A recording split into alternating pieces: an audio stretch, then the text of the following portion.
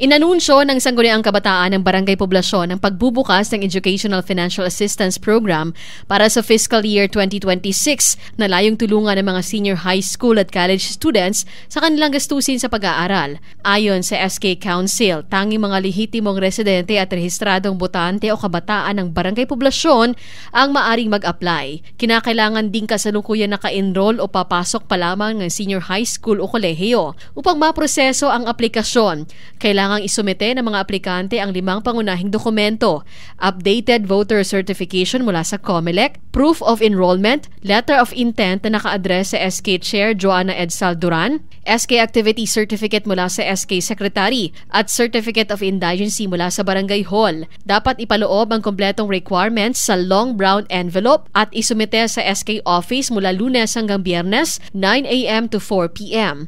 Itinakda ang deadline ng submission sa December 19, 2025. Iginatuwa naman ng ilang mga estudyante mula sa nasabing barangay maging mga magulang nila dahil makakatulong ito para makatipid, habang napasana all naman ang ibang mga barangay at maging taga-ibang bayan dahil sa inisyatibong ito. Inaasahang mas maraming kabataan sa poblasyon ang makikinabang sa programa bilang bahagi ng patuloy na suporta ng SK sa edukasyon at paghubog sa mga kabataan. Cherry May Tapia, NDBC Bida Balita.